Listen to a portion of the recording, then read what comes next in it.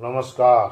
मैं आर्य चौहान एक बार फिर से आपका स्वागत करता हूं। आप देख रहे हैं मेरा यूट्यूब चैनल चौहान जी की रियल फाइल। दोस्तों, पिछले 11 वर्षों से सभी पेंशनर्स अपनी न्यूनतम पेंशन की वृद्धि के लिए जबरदस्त आंदोलन कर रहे हैं और बुल्ढाना में आमरण अनशन लगातार जारी है। इधर श्री अशोक राव जी ने 4 और 5 अगस्त को जंतर मंतर पर जबरदस्त आंदोलन की चेतावनी सरकार को दी हुई है। दोस्तों, इधर श्रमिकों के जो संगठन है यानी यूनियन है, उन्होंने भी सभी ने मिलकर के सरकार को एक ज्ञापन सौंपा है कि 31 जुलाई 2025 को देश भर में जबरदस्त आंदोलन हम करेंगे अगर हमारी पेंशन की वृद्धि नहीं की गई तो प्रधानमंत्री श्री नरेंद्र मोदी जी जैसे ही विदेशी दौरे से आए, उनको ये सारी बातें बताई गईं और उन्होंने आनन फानन में एक मीटिंग अपने आवास पर बुलाई और उस मीटिंग में गृह मंत्री श्री अमित शाह जी, वित्त मंत्री श्रीमती निर्मला सीतारमण जी, रक्षा मंत्री श्री राजनाथ सिंह जी और बीजेपी के अध्यक्ष श्री जेपी नड्डा जी, श्रम मंत्री श्री मनसुख मांडविया जी एवं श्रम एवं रोजगार राज्य मंत्री श्री शोभा करंजलादे जी इसमें शामिल हुई। दोस्तों, इस मीटिंग में सभी डिपार्टमेंटों के बड़े बड़े अधिकारियों को भी बुलाया गया और सभी के साथ इस पर गंभीर चिंतन किया गया कि ईपीएस 95 में किस तरीके से वृद्धि की जाए। प्रधानमंत्री श्री अमित शाह तथा भाजपा अध्यक्ष श्री जेपी नड्डा जी ने भी इस बैठक में भाग लिया। वित्त मंत्री जी ने प्रधानमंत्री जी से कहा कि वित्तीय सहायता के लिए मानसून सत्र में हम एक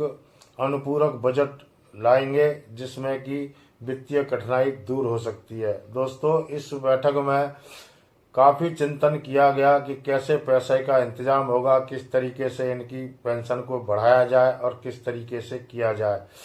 तो इस पर श्री मनसुख मांडविया जी ने और श्री करंजलादे जी ने उनको बताया कि जो ईपीएस 95 के कर्मचारी और पेंशनर हैं, उनके लिए जो टेबल तैयार की गई है वो टेबल बहुत अच्छी तरह से हमने काफ़ी सोच समझ के तैयार की है और इसमें उन्होंने कहा कि जो 1000 से कम पेंशन लेते हैं उनको 5000 प्लस डीए दिया जाए और जो उनकी संख्या लगभग 25 लाख के आसपास बताई उन्होंने। उसके बाद 1000 से 3000 जो लोग पेंशन लेते हैं उनकी संख्या उन्होंने लगभग 40 लाख के आसपास बताई और उनको 7500 प्लस डीए दिया जाए और 3000 से ऊपर जो पेंशन लेते हैं उनकी संख्या लगभग 13 लाख के आसपास उन्होंने बताई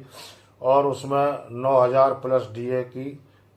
देने की उन्होंने बात कही। इसके लिए प्रधानमंत्री जी से श्रीमती निर्मला सीतारमण जी ने कहा कि इसमें हजारों करोड़ रुपए का सरकार के ऊपर वित्तीय बोझ आएगा। प्रधानमंत्री जी ने काफ़ी सोच समझ करके इसमें बताया कि इसमें जो भी बोझ आएगा अब करना तो पड़ेगा, अगर हम नहीं करेंगे तो इसके लिए हमारी सरकार की काफ़ी बदनामी होगी। सभी ने इस चीज़ को मंजूर किया कि सरकार की बदनामी इसमें होगी और ये बुजुर्ग विरोधी सरकार घोषित हो जाएगी और इसमें विपक्ष के लिए एक बड़ा मुद्दा मिल जाएगा और विपक्ष इसको भुनाने में कोई कसर नहीं छोड़ेगा। इसीलिए प्रधानमंत्री श्री नरेंद्र मोदी जी ने श्रीमती निर्मला सीतारमण जी से आग्रह किया कि आप इसमें वित्तीय प्रावधान कुछ कीजिए। तब उन्होंने कहा कि इसमें जो मानसून सत्र चल रहा है, इस मानसून सत्र में अगर हम अनुपूरक बजट यानी सप्लीमेंट्री बजट अगर हम लाएं तो इसमें हमें एक लगभग हजारों करोड़ रुपए की मदद हमें मिल सकती है और वो पैसा हम ईपीएफओ को आवंटित कर सकते हैं जिससे कोई कठिनाई नहीं आएगी। तो दोस्तों, श्रीमती निर्मला सीतारमण जी ने कहा कि अनुपूरक बजट लाने की बात उन्होंने कही ताकि ईपीएस 95 में वृद्धि करने करते समय वित्तीय कठिनाइयों का सामना न करना पड़े। दूसरी तरफ 31 जुलाई को एक देशव्यापी आंदोलन की घोषणा कर्मचारियों के संगठनों ने भी कर दी है, तो उससे भी सरकार घबराई हुई है।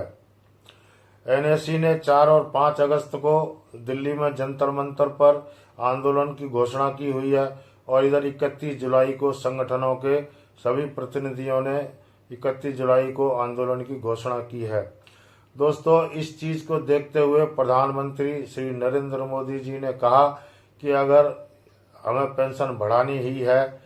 प्रधानमंत्री जी को सलाह दी गई कि अगर हमें पेंशन बढ़ानी ही है तो इन आंदोलनों से पहले अगर हम इसकी घोषणा करते हैं तो सरकार की जो इज्जत है, वो जो छवि है, वो बहाल रहेगी और उसमें ये रहेगा कि सरकार ने अपनी मर्जी से सभी की परेशानियों को देखते हुए इस पेंशन में वृद्धि की है। इसलिए सरकार ने अब पेंशन वृद्धि का मन पूरी तरह से बना लिया है और जानकारी के अनुसार सरकार ने पेंशन वृद्धि की नई टेबल बना ली है जिससे सभी पेंशनरों को इसका लाभ मिल सके। प्राप्त सूचना के अनुसार यह टेबल जो दर्शाई गई है वो 1000 या उससे कम पेंशन पाने वालों को, जिनकी संख्या लगभग 25 लाख बताई गई है, 5000 प्लस डीए, और 1000 से 3000 तक के 40 लाख बताई गई है, जिसमें 7500 प्लस डीए, और 3000 से ऊपर वाले 13 लाख संख्या बताई गई है। इसके लिए 9000 प्लस डीए करने की बात कही गई है और ये प्रस्ताव प्रधानमंत्री जी के सामने रखा। इसके साथ ही साल में एक बार 2000 रुपये बोनस के रूप में दिए जाने की भी बात कही गई है, जिससे कि कर्मचारियों के सभी संगठन खुश हो जाएंगे और जो पेंशनर हैं वो भी खुश हो जाएंगे। तो दोस्तों, ये 2000 रुपये साल में पेंशन के अतिरिक्त बोनस का भी इसमें प्रस्ताव दिया गया है। अब इस प्रस्ताव को प्रधानमंत्री जी मानते हैं या नहीं मानते हैं, ये उनके विवेक पर निर्भर करता है। बाकी ये जो टेबल प्रधानमंत्री जी को दिया गया है उसके लिए भी अब प्रधानमंत्री जी ही घोषणा करेंगे कि वो उन्होंने कितना पेंशन देने का विचार बनाया है और कितना नहीं बनाया है। प्रधानमंत्री जी के आवास पर जो बैठक हुई यह कोई सामान्य बैठक नहीं थी, बल्कि यह एक मैराथन बैठक थी जो कि घंटों तक चली। इसमें केवल एक ही एजेंडा सर्वोपरि था कि देश के 78 लाख वरिष्ठ नागरिकों को कैसे सम्मानजनक जीवन जीने का अधिकार प्रदान किया जाए। श्रीमती निर्मला सीतारमण जी ने ईपीएस 95 के लिए मानसून सत्र में किस प्रकार की तैयारी की है, इसकी जानकारी प्रधानमंत्री जी को दी। उन्होंने बताया कि वित्तीय संकट को से निपटने के लिए एक अनुपूरक बजट यानी कि एक सप्लीमेंट्री बजट संसद में पेश किया जाएगा, जिससे ईपीएफओ को धन आवंटित किया जाएगा ताकि पेंशन वितरण में कोई परेशानी न आए। तो दोस्तों, ये सभी चीज़ें प्रधानमंत्री जी के आवास पर बैठक में ये बातचीत चली हैं और अब इसमें जो सूत्रों से मिली जानकारी के अनुसार ये सारी की सारी खबरें मेरे पास आई थी। मैंने काफ़ी कोशिश करने के बाद ये जानकारी जुटाई थी,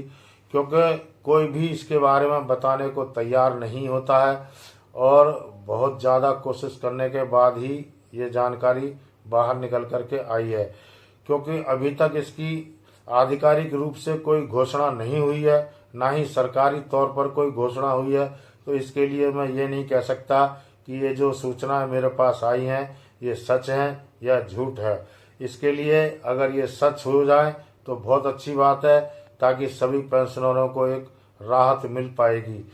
दोस्तों, इतने दिनों से संघर्ष करते हुए जो बुजुर्ग लोग परेशानी उठा रहे हैं, उनके लिए सभी लोग चाहते हैं कि प्रधानमंत्री जी जो टेबल बनाई है उसके अनुसार अगर घोषणा कर देते हैं तो किसी भी पेंशनर को कोई भी परेशानी नहीं होगी। और क्योंकि डीए उसमें शामिल किया जाएगा और मुफ्त चिकित्सा सुविधा की बात प्रधानमंत्री जी ने कहा है कि सभी के लिए बुढ़ापे में दवाई गोली बहुत ज़रूरी होती है, उसके लिए भी उन्होंने कहा है कि इसकी भी व्यवस्था किसी न किसी तरह से करनी ही पड़ेगी। तो दोस्तों, ये अगर प्रधानमंत्री जी घोषणा कर देते हैं तो सभी के लिए बहुत अच्छी खबर आएगी है और सभी का जीवन अच्छी तरह से कट पाएगा। तो आगे उम्मीद पर दुनिया कायम है और उम्मीद के लिए ही हम भी भरोसा करते हैं कि प्रधानमंत्री जी जल्दी ही कोई घोषणा करेंगे। अगर ये मानसून सत्र में अगर अनुपूरक बजट आता है तो समझ जाइए कि आपकी पेंशन अब जल्द ही बढ़ने वाली है। तो दोस्तों आज के लिए बस इतना ही, मिलते हैं अगले वीडियो में, तब तक के लिए नमस्कार, जय हिंद।